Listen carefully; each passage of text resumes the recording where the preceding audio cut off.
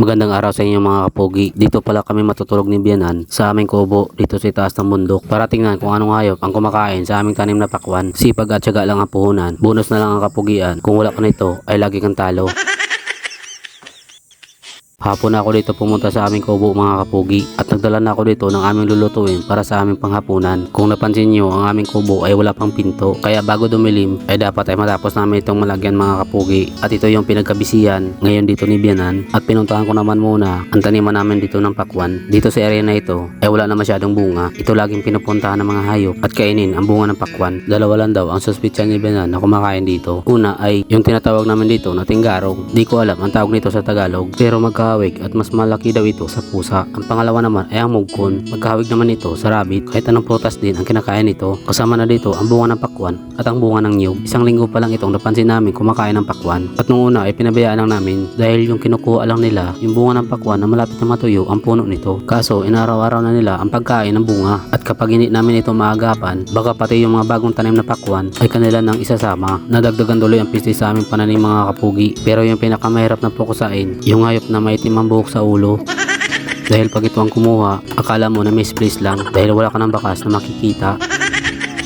At busy kami dito sa paglagay ng pinto sa kubo mga kapugi. Ginawa ko na ito kahapon at ngayon lang namin ito ipinako sa kubo. Ang gamit lang namin dito pang bisagra ay ang guma ng gulong ng motor at nagsaig muna tayo dito mga kapugi habang maliwanag pa. Gamit ko lang dito sa pagsindi ng apoy ay yung mga tuyong damo na kinuha ko sa likod ng aming kubo. At busy din dito si Biyanan sa paggawa ng isa pang pinto at hinugasan ko na din dito ang dala kong isda na tamban na kung tawagin dito sa Bicol ay lawlaw. Tinanggalan ko na ito ng laman loob doon pa sa aming bahay at hinugasan ko lang ulit ito para sigurado malinis ang ating pagkakaihaw at hindi na rin ito masyado sariwa mga kapugi dahil hapon ko na ito nabili sa palengke at binudburan ko na rin ito ng asin para pampadagdag ng lasa. At nang naluto na dito ang aking sinaing ay akin naman dinagdagan ng putol ng mga kahoy ang pinagagatungan nito. Akin lang itong pinapaapoy para magkakaroon ito ng maraming baga. Kung napansin nyo mga kapugi ay maraming lawlaw na aking ihawin dahil ang iba dito ay aming pupulutanin dahil nagdala ako dito ng isang kantong gin at habang nagbabantay ay kami naman ay nagiinuman na din. Kunwari magbabantay ng mga pananim, ang balak talaga ay mag-inuman para malasing.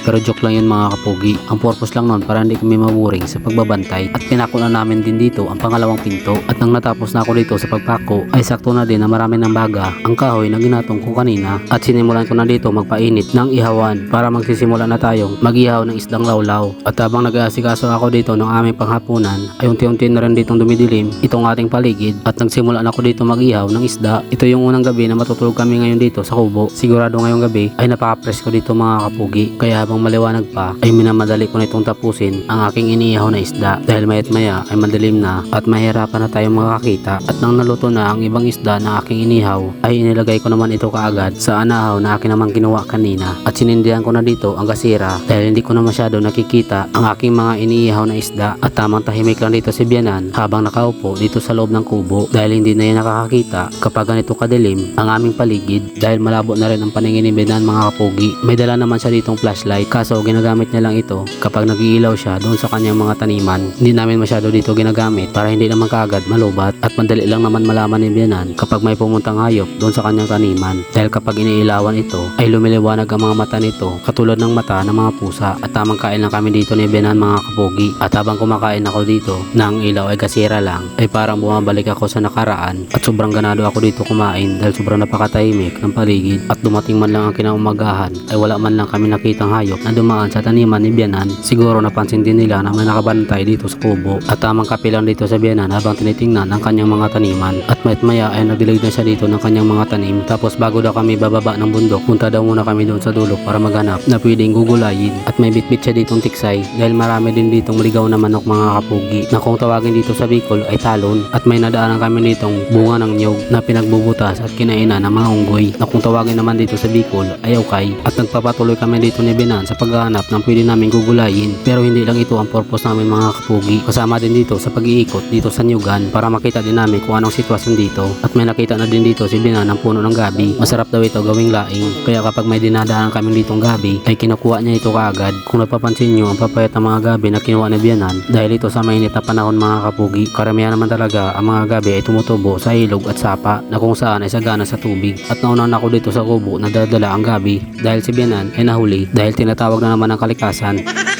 At isinampay ko na lang muna dito ang gabi para maibilad sa sikat ng araw. At sa wakas ay dumating na rin dito si Bianan na parang mayroong pinagdadaanan. At hanggang dito na lang muna ang aking video mga kapugi. Sa mga nakaabot sa dulo ng aking video, maraming salamat at God bless sa inyong lahat.